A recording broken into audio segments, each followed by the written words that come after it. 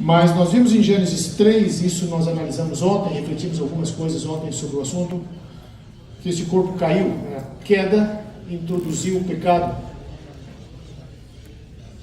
E hoje nós vivemos em corpos caídos que resultam em corpos quebrados. E por causa do pecado, por causa da queda, nós já nascemos programados para morrer. Desde o momento que a gente nasce, já está ali inscrito na nossa estrutura física, o nosso corpo já está programado para a morte. É só uma questão de tempo. E até aqui a taxa tem sido 1 por 1. Todos morrem, com exceção daquele que foi, digamos assim, Elias, que foi levado para o céu, Enoque, mas a história da humanidade tem sido a história da morte. Gênesis 5 diz ali que muitos viveram tantos e tantos anos e depois morreram. Tiveram filhos e filhas e depois morreram. Então a morte é uma realidade e já está inscrito no nosso DNA. Nós já nascemos para morrer. Eu sei que isso é algo muito sombrio. Ninguém gosta de falar sobre morte. Quem que já ouviu algum sermão sobre a morte aí? Eu acho que é difícil. Mas eu creio que a gente só pode entender a vida se a gente entender a morte. E nós temos alguns pontos aqui que eu gostaria de refletir com vocês nessa manhã sobre o corpo quebrado, que de fato é o corpo mortal, é o corpo que sofre todas as consequências da morte. E nós não apenas estamos programados para morrer, mas infelizmente alguns estão programados para em algum momento, algum gene que está lá, alguma coisa lá vai, quem sabe, dar origem a alguma doença, alguma coisa que vai trazer imenso, intenso, indescritível sofrimento para o corpo. E nós precisamos entender essas realidades, precisamos refletir sobre elas, para que nós possamos entender e valorizar a grandeza daquilo que Deus nos oferece em Cristo. E nessas reflexões aqui eu dividi em três sessões básicas que eu gostaria de refletir com vocês. Eu quero, em primeiro lugar, falar sobre o corpo deficiente. Em inglês seria the disabled body, corpo deficiente. E eu vou continuar depois falando sobre o corpo doente. E vou continuar falando sobre o corpo confuso. E vou terminar falando sobre a morte, que será o clímax. Não seria o clímax, mas seria o mais fundo que a gente pode ir. Eu posso falar, não há nada pior do que a morte. Eu vou terminar falando. Se tivesse coisa pior, eu usaria. Mas eu vou usar a morte porque é o pior que a gente pode ter quando se trata do pecado, quando se trata do corpo afetado, né, pelo pecado e pela morte. Eu quero começar falando um pouquinho sobre o corpo deficiente, o disabled body. De acordo com as Nações Unidas, 20% da população mundial é afetada por algum tipo de deficiência. É muita gente. E muitas dessas pessoas, muitas vezes, se tornam invisíveis. Muitas vezes, essas pessoas sofrem preconceito e sofrem a exclusão da sociedade. Mas a deficiência física, muitas vezes incluindo-se a deficiência mental, e às vezes combinando as duas. Esta é uma realidade da nossa existência. A gente não pode fechar os olhos para essas realidades. E o deficiente físico ou mental, ele não é menos imagem de Deus do que qualquer outra pessoa. Todos nós somos imagem de Deus. Mas essas pessoas, de alguma forma, eles carregam no corpo um peso que outros não conseguem. Nós não temos nem condições de avaliar. Mas esta é uma realidade. E nós podemos aprender muito com essas realidades também. Há um escritor holandês chamado Henry Nouwen. Alguns de vocês talvez já tenham ouvido falar dele. Famoso escritor. E Henry Nouwen, ele foi convidado para dar aulas de teologia prática em Yale. E como vocês podem talvez saber, imaginar, teologia prática não é necessariamente a área mais valorizada da teologia. As pessoas preferem a teologia filosófica, preferem a teologia acadêmica, mas há essa tendência de sempre achar que a teologia prática não tem um valor intelectual que tem a teologia, digamos, teórica, filosófica. Henry Nouwen, então, foi convidado para ir para Harvard, da teologia prática. E o que ele fez? Ele disse não. E sim, a prática dele foi o seguinte: chegou na sala de aula, normalmente são classes que poucas pessoas querem fazer, especialmente numa universidade secular. E ele foi lá e começou a falar de Jesus para os estudantes. E os estudantes começaram a vir. E as classes deles começaram a encher, se tornaram talvez as classes mais procuradas da universidade. O que ele fazia? Ele falava sobre Jesus Cristo. E ele se tornou tão bem sucedido, tão famoso, que eles o convidaram para ir para Harvard. Ele foi para Harvard fazer a mesma coisa, o mesmo sucesso. E chegou um momento que ele se cansou do sucesso. Ele entrou em depressão. Você sabe que não é só um insucesso que provoca crises, mas o sucesso também, muito sucesso, muita prosperidade. Quando o indivíduo começa a ser apreciado por todo mundo, ele vira uma celebridade, isso também gera uma depressão. E estes artistas, esses indivíduos aí que falam para multidões, cantam para multidões, e que estão naquele êxtase lá, quando estão lá cantando, quando ele chega no hotel para dormir, ele entra num buraco que ele não consegue sair. E muitos acabam muitas vezes tirando a própria vida. E Henry Nouwen entrou nessa crise. Ele tinha outras questões psicológicas, outras situações, mas ele entrou numa crise. E ele disse: eu preciso mudar. Ele se cansou de falar sobre Cristo. E ele queria agora viver como Cristo. E aí ele resolveu ir para uma comunidade no Canadá. Uma comunidade, aliás, uma organização dedicada ao cuidado de pessoas, especialmente crianças deficientes. E ele disse: eu quero morar lá e quero trabalhar lá. Então abandonou tudo, abandonou sua carreira acadêmica e foi para essa comunidade. E ele recebeu a tarefa de cuidar de um menino chamado Adam, ou Adão. Adam era gravemente deficiente, porque ele tinha não somente a deficiência mental, mas tinha a deficiência motora. Ou seja, Adam dependia das pessoas para tudo o que ele fosse fazer, para que pudesse continuar vivendo. Ele dependia não somente de uma pessoa, mas ele dependia de uma equipe de pessoas, porque uma pessoa só não daria conta de fazer o trabalho. E Henry Nouwen agora fazia parte de uma equipe, e ele conta que às vezes essa equipe começava a discutir e a brigar, como surge, né? Quando você tem trabalho, especialmente trabalho estressante, logo as pessoas começam a brigar. Então eles começavam a brigar e a discutir, mas de repente eles se lembravam: nós precisamos nos dar bem, porque se a gente não se der bem, nós não temos condições de manter Adam vivo. E assim ele conta, ele narra a experiência, e como esta experiência cuidando de Adam o levou para mais perto de Deus. Então, a relação com pessoas, com crianças, indivíduos deficientes, nos dá uma oportunidade, não apenas de experimentarmos, não apenas de a gente observar os efeitos, né, do pecado, porque de fato a deficiência, todo qualquer problema que a gente enfrenta é consequência do pecado. Não necessariamente, não é consequência do pecado individual, isso a Bíblia deixa muito claro.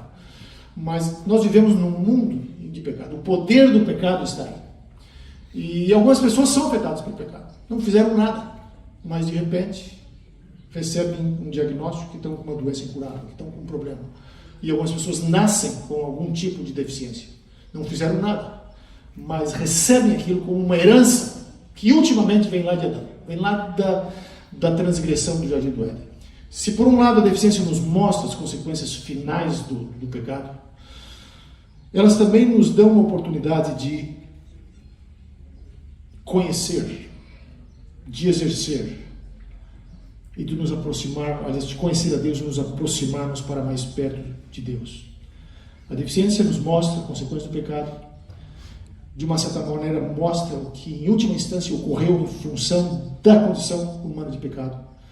Mas a deficiência, de uma maneira, nos revela a Deus.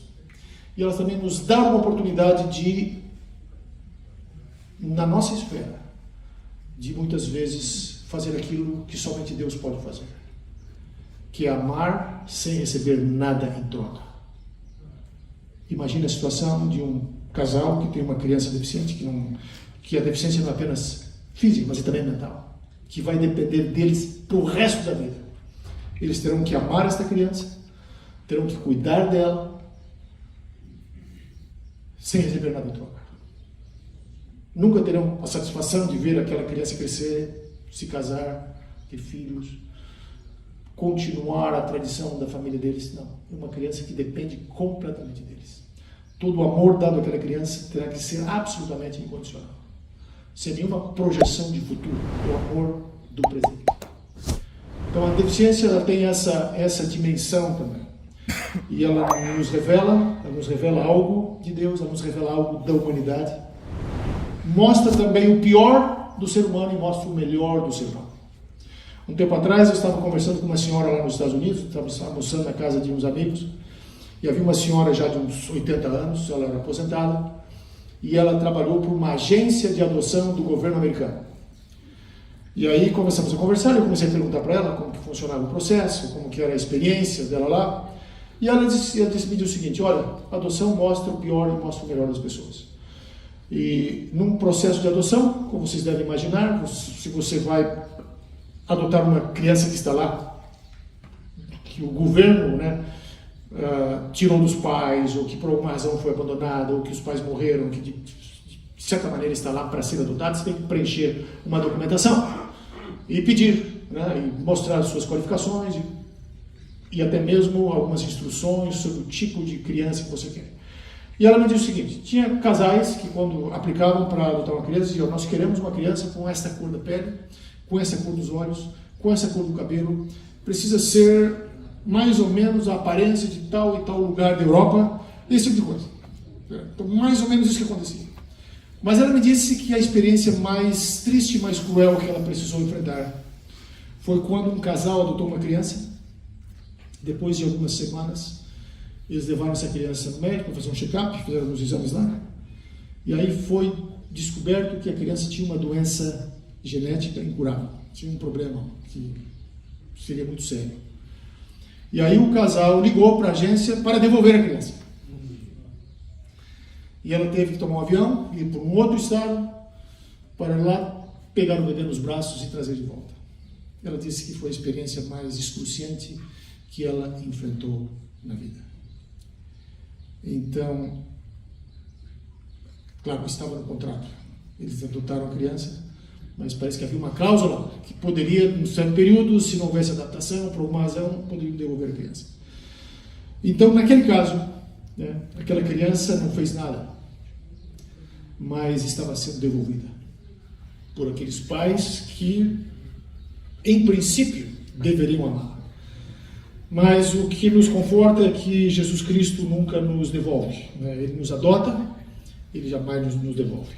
Não importa quão deformados e quão deficientes sejamos, todos nós temos algum tipo de deficiência, mas Deus nos aceita como nós estamos. Mas o meu ponto aqui é o seguinte: do ponto de vista de uma reflexão sobre o corpo, a deficiência ela mostra a humanidade na sua dimensão mais profunda. Mostra o melhor da humanidade. Mostra pais que muitas vezes têm filhos deficientes, que se dedicam a eles e vivem por eles a vida toda. Mas, por outro lado, mostram aqueles que abandonam, aqueles que rejeitam, e mostram também aqueles que matam. Algumas estatísticas dizem que 90% das crianças com síndrome de Down, elas são mortas antes de nascer. Porque, como o aborto é amplamente praticado em muitos lugares, então os pais fazem lá o exame, o médico diz: não, a sua criança tem uma doença, é melhor fazer um aborto. E os pais simplesmente fazem, porque não existe esse valor da vida humana. Não existe essa compreensão de que uma criança, não importa se ela tem Down, se ela tem deficiência física ou mental, ela é um ser à imagem de Deus. Então, o que dá valor ao nosso corpo é o fato de que nós somos a imagem de Deus. Não importa quais deficiências nós tenhamos, quais limitações nós tenhamos, mas a deficiência, ela não anula, não oblitera a imagem de Deus. E muitas vezes, o deficiente reflete melhor a imagem de Deus do que aquele que, do ponto de vista humano, parece não ter deficiência. Então, a questão das deficiências, aquilo que nós chamamos de disabilities, é um assunto, um tema extremamente pesquisado hoje. Há muito material, há muita preocupação com essas questões, e é um tema que talvez nós, como igreja, também precisamos estudar um pouco mais. Mas para o propósito desta semana, que nós estamos falando sobre o corpo, e o tema agora é o corpo, digamos, quebrado, eu não poderia deixar de tocar na questão da deficiência, porque é uma questão complexa que nós precisamos entender. E como pastores, vocês estarão lidando com a igreja de vocês terão pessoas deficientes, e vocês precisarão tomar cuidado para que essas pessoas não sejam invisíveis, para que essas pessoas sejam integradas como parte da comunidade da igreja. Corpos quebrados são também corpos redimidos, como nós vamos ver amanhã. E agora o próximo ponto que eu quero abordar com vocês aqui é o corpo doente. Agora a questão da doença. A doença também exige algum tipo de reflexão teológica, e a doença é uma questão extremamente complexa, porque é mais fácil a gente ser fiel a Deus, a gente amar a Deus, a gente louvar a Deus na prosperidade e na saúde. Mas quando a gente está doente, a coisa é complicada. Como a gente responde, biblicamente, teologicamente, à doença? Do ponto de vista bíblico, para simplificar o assunto, eu poderia dizer o seguinte: do ponto de vista bíblico, a doença não é uma coisa boa. Não é bom para ninguém. Mas a Bíblia responde à doença com a lamentação. 40% dos salmos são salmos de lamentação. Se fizer uma pesquisa nos gêneros dos salmos, são salmos de lamentação. Salmos em que o salmista derrama sua alma a Deus, ou porque ele está doente. Em alguns casos, é claro que parece que ele está sofrendo uma doença física, ou porque os inimigos estão perseguindo, ele está com um risco de vida, mas a resposta do salmista é a lamentação. Mas sempre no final da lamentação tem quase sempre, digamos assim, tem ali uma expressão de gratidão, uma expressão de louvor. O salmista reconhece que Deus está com ele, apesar do sofrimento. Mas o problema maior da doença é que muitas vezes a doença nos leva a duvidar de Deus. Então a doença não apenas nos afeta fisicamente, não apenas causa o sofrimento físico natural de qualquer doença, mas a doença pode se tornar uma barreira entre nós e Deus. E porque muitas vezes, por mais que a gente ore, por mais que a gente confie em Deus, na doença muitas vezes parece que Deus não está ali, curando, agindo, recuperando da forma como a gente gostaria que Ele fizesse. E parece que a nossa oração não passa do teto. E a gente ora, e Deus está silencioso. Esse é o famoso problema teológico do abandono de Deus. E os salmos refletem isso, especialmente nos salmos de lamentação. O salmista entra numa crise tão profunda, muitas vezes por causa da doença, por causa de um risco da vida dele, que ele se sente completamente abandonado por Deus. E tem um salmo que reflete isso de forma muito profunda, que é o Salmo 88. O salmista faz toda a sua queixa para Deus. E no final ele diz assim: as trevas são meu amigo mais íntimo. As trevas são meu amigo mais íntimo. Quase todos os salmos de lamentação terminam com o salmista dizendo: agora, Senhor, Tu me salvaste, eu confio em Ti, porque Tu fizeste isso, Tu fizeste aquilo, Tu é o meu Salvador. Mas o Salmo 88, o salmista termina numa situação em que ele vê tudo escuro, ele não vê uma luz no fundo do túnel. E ele chega a dizer: as trevas são o meu amigo mais íntimo. Eu não sei por que existe esse salmo, acho que eu sei, mas por que não há uma palavra de esperança aqui? Será que Deus não poderia responder a palavra desse salmista? Será que ele chegou nesse ponto de dizer que nesse momento ele só tem as trevas? Mas eu creio que está aqui, o salmo está na Bíblia, para mostrar que na nossa experiência humana, nós podemos passar por situações assim. E Deus não nos pune porque nós lamentamos. Porque há momentos de sofrimento, de dor, de angústia, em que parece que Deus está distante. Eu tenho aqui um post de Facebook de um colega que trabalhou conosco no Brighton, até creio que o Dr. Vanderlei conhece, Graham Hamel, da Austrália. Ele se aposentou, para minha surpresa, porque ele é um excelente colaborador nosso, trabalhou muito bem, ele estava conosco no congresso, no simpósio do BRI em Roma, ele até liderou lá uma das mesas de discussão. E, para minha surpresa, o presidente da divisão lá me falou que ele estava se jubilando, e uns meses depois, numa comissão da divisão, eu recebi a notícia que ele estava doente. E aí o presidente falou, olha, ele está doente, ele me falou, e ele está com a mesma doença do pai dele, que é um nome estranho aqui, esclerose lateral amiotrófica, que ela vai desligando o corpo inteiro. Eu fiquei muito chocado quando soube da notícia, porque Stephen Hawking foi diagnosticado com essa doença com, sei lá, 18, 20 anos por aí, viveu até os 70, e eu imaginei, ele já está com seus 60 e tantos, 70, ele deve viver muito mais. Mas, algum tempo atrás, eu estava num encontro, agora em julho, lá no concílio da divisão norte-americana, e encontrei alguém da Austrália e perguntei pelo Graham Hamel, não, o Graham Hamel morreu. Eu fiquei chocado, eu não sabia da situação. Aí esse colega me disse, você precisa ler a última postagem que ele fez no Facebook dele.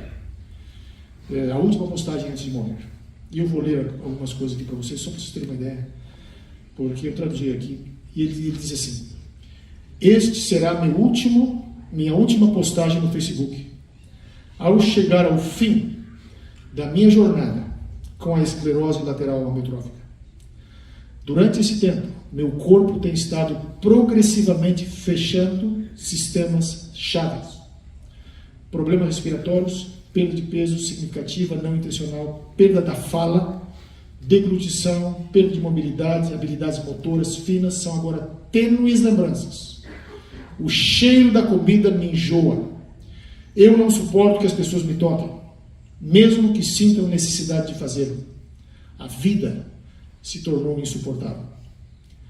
Apesar de estar sob cuidados médicos especializados, as intervenções são limitadas no que podem conseguir.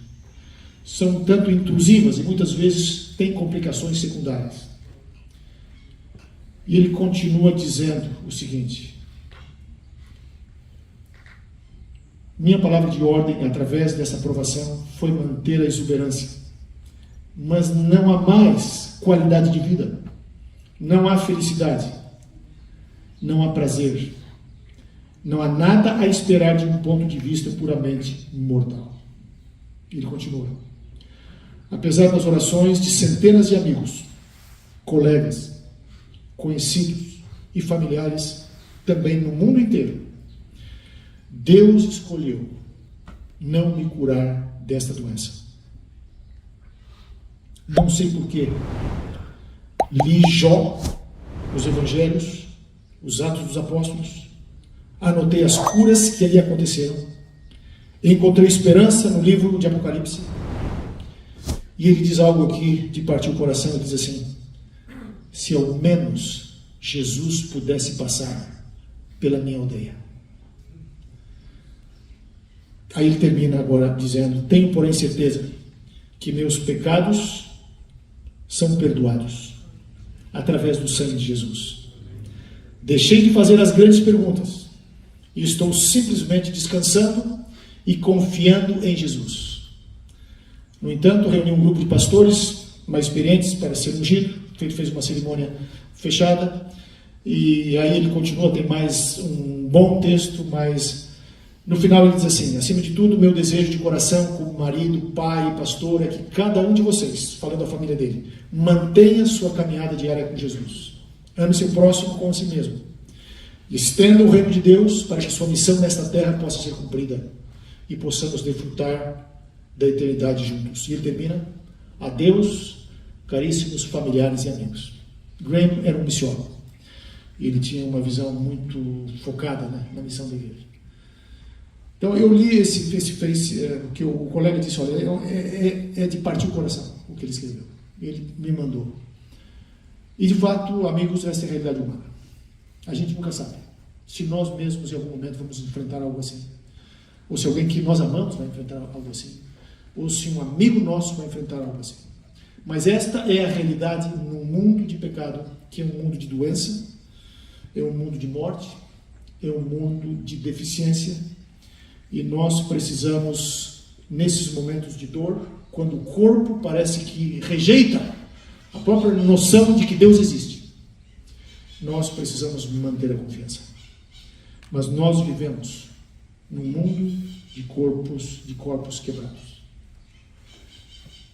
O fato é que na sociedade em que nós vivemos, se fala muito em aproveitar e celebrar a vida, mas se fala muito pouco, quase nada sobre a morte. De fato, a morte é escondida.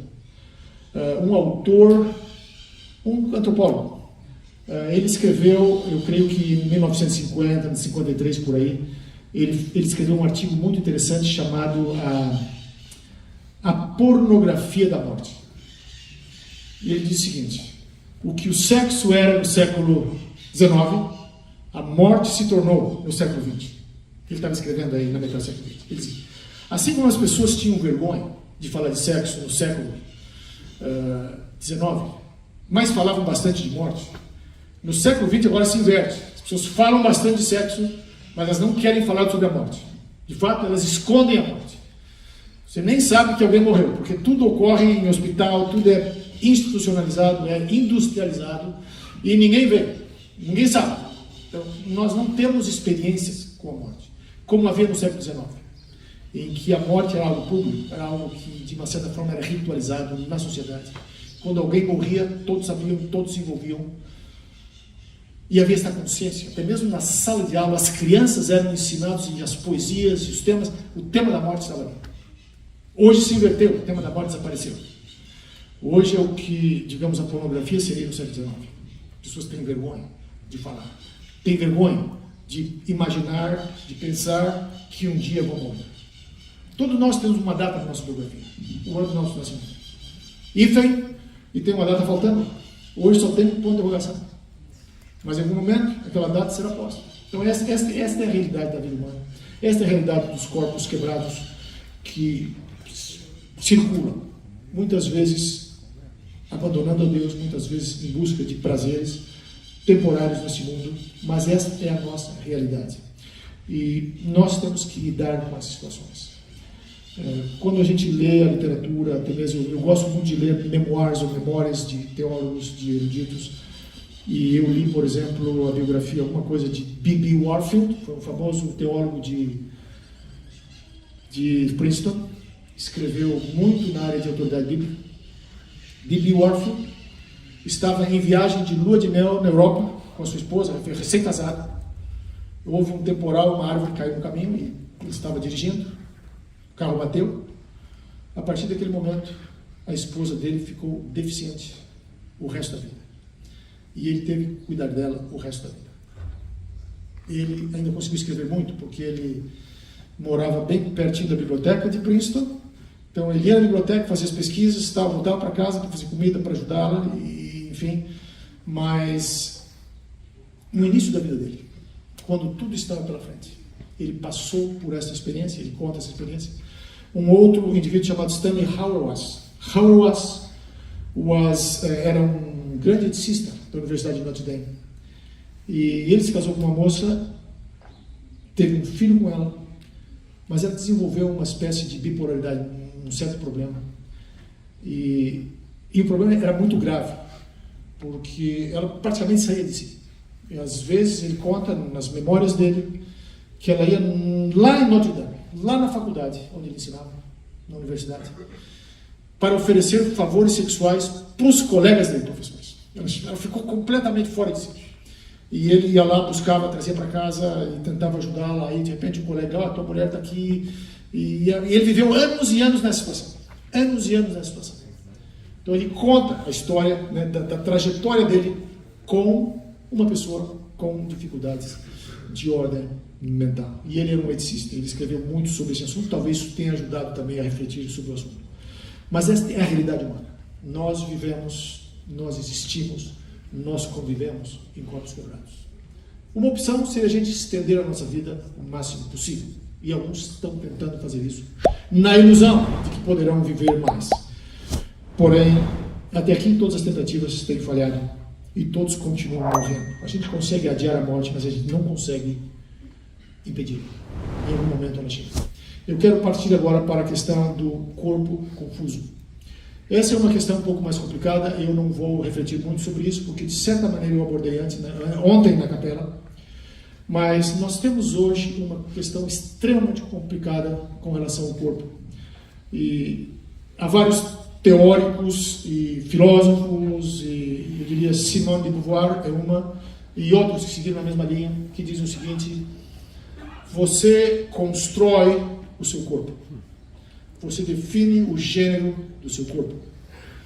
Você escolhe se você vai ser homem ou mulher. E hoje, em alguns lugares nos Estados Unidos, alguns pais, quando os filhos nascem, colocam um código lá, X, Y, alguma coisa, algum número, para que essa criança, quando chegue em uma certa idade, possa dizer se vai ser homem ou se mulher. Escolha. Então, nós vivemos essa realidade. Nós vivemos a realidade do transgenderismo. Transgenderismo, como vocês sabem, é uma pessoa que se sente no corpo errado. Ele acha que tem toda a anatomia masculina, por exemplo, mas se sente mulher. Mas tem outra forma ainda mais esquisita, mais confusa de transgenerismo, que é o transgenerismo ginefílico. O que é isso? Não é menu, não é tecnologia. Transgenerismo ginefílico quer dizer o seguinte: o indivíduo é homem e ele gosta de mulher. Ou seja, ele quer ir para a cama com uma mulher. Mas ele não quer ir para a cama com uma mulher sendo homem. Ele quer ir para a cama com uma mulher sendo outra mulher. Certo? Ele quer virar mulher para ele poder se relacionar com mulher. Então, esta é uma outra subdivisão. Né? E dentro do transgenderismo tem o transgenderismo de migração, tem o transgenderismo de transição, e tem o transgenerismo que transcende tudo isso. Ou seja, tem o transgênero que diz: eu quero me tornar homem, eu sou homem, quero me tornar biologicamente homem, quero me tornar mulher para sempre. Mas tem aquele que quer transitar entre os dois lados. Então ele diz: não, hoje eu me sinto homem, mas amanhã eu quero me sentir mulher, e aí eu volto para ser homem de novo, e ele vai assim. E tem outro indivíduo que vai dizer o seguinte: o meu gênero transcende qualquer definição de masculino e feminino. Eu estou além disso. Então, a minha realidade, a minha experiência sexual transcende a questão masculina e feminina. Então, por que eu estou mencionando isso para vocês? Porque isso está na literatura, isso está sendo muito discutido hoje, está sendo muito promovido e está sendo muito aceito pela sociedade. Então, são corpos confusos, mas nós temos que entender que isso existe por quê? Por causa do pecado. Hoje, a sociedade tem dificuldade de falar sobre o pecado, e o que eles gostam de falar é sobre o mal. Quando você vê a reflexão filosófica hoje, se fala de evil, você tem tantos livros sobre o mal. Porque o mal é uma coisa assim bem pessoal, o mal está por aí, ninguém assume responsabilidade por ele. Quando você fala de pecado, em primeiro lugar, implica que você pecou contra alguém. Você tem que, de alguma maneira, admitir que há um Deus que estabelece normas e que foram transmitidas. Então a sociedade secular hoje prefere falar no mal. Mas essas questões não são resultado do mal em abstrato. Essas questões são resultados, o corpo quebrado é resultado de uma experiência de pecado, de uma transgressão original da lei de Deus, e que se aprofunda através da história à medida que a humanidade inteira começa a transgredir a lei de Deus. E nesse processo, muitas pessoas inocentes sofrem também. Então, esta reflexão sobre o corpo quebrado, nós começamos com o corpo deficiente, o corpo doente, o corpo confuso, com todo o transgenerismo, todas essas coisas que estão por aí. Mas eu quero terminar agora com Eclesiastes capítulo 12. Queria que vocês abrissem, quem tiver a Bíblia, o WhatsApp. Vamos, no WhatsApp não, no aplicativo aí do seu celular. Vamos falar agora sobre o corpo morto. sobre a morte. E eu quero fazer aqui apenas sobre... Eu creio que Eclesiastes capítulo 12 talvez seja o texto mais sombrio da Bíblia. Eu não conheço nenhum texto mais deprimente do que esse. Eclesiastes foi escrito por Salomão, e Cantares também foi escrito por Salomão. Cantares, esse foi um par. Cantares é um comentário, uma reflexão sobre Gênesis 1 e 2. O vigor do ser humano, a sexualidade humana, o amor entre um homem e uma mulher, descrito de forma poética e bonita em Cantares. Mas o Eclesiastes agora é uma reflexão sobre Gênesis 3. Eclesiastes é uma aplicação de Gênesis 3. Mostra o que é a vida debaixo do pecado, o que é o corpo agora afetado pelo pecado. E a palavra-chave, o grande refrão, o grande chavão de Eclesiastes é a palavra hebraica Hevel, que quer dizer, que as nossas Bíblias traduzem como vaidade, mas que seria mais algo como um vapor, algo que simplesmente desaparece, como aquele sereno que cai ali nas plantas, mas que vem o sol e ele some e desaparece. Hevel. E para o autor de Eclesiastes, para Salomão, tudo é Hevel. E tudo termina na morte. E o texto chave, o texto que traz a reflexão de Eclesiastes é um clímax. É Eclesiastes 12, 1 ao 8. Eu estou usando aqui, eu vou ler, eu tenho as duas versões aqui, eu tenho a revista atualizada e a revista corrigida. A revista atualizada e a Nova Almeida, que lançaram agora, elas inserem palavras aqui no texto que não estão no texto original. Elas tentam entrar pela interpretação alegórica, mas eu vou ler a corrigida, que ela segue mais de perto o texto hebraico, que diz assim: lembra-te do teu Criador nos dias da tua mocidade, antes que venham os maus dias e cheguem os anos dos quais venhas a dizer, não tenho neles contentamento. Deixa eu parar aqui. Esse texto não está sendo escrito para gente velha, para gente que está com o pé na cova. Esse texto está escrito para vocês, para gente jovem. Então o texto está dizendo: lembra-te do teu Criador nos dias da tua mocidade. E aí o verso 2 diz assim: por que você tem que lembrar do Criador nos dias da mocidade? Antes que venham os anos dos quais dirá, não tenho neles contentamento. E a partir do verso 2 tem uma descrição gráfica do envelhecimento, que vai culminar na morte. Antes que se escureça o sol e a luz e a lua e as estrelas, e tornem a vir as nuvens depois da chuva. No dia em que tremerem os guardas da casa, e se curvarem os homens fortes, e cessarem os moedores por já serem poucos, e se escurecerem os que olham pelas janelas.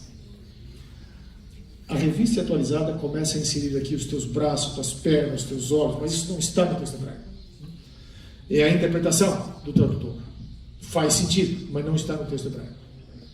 Verso 4.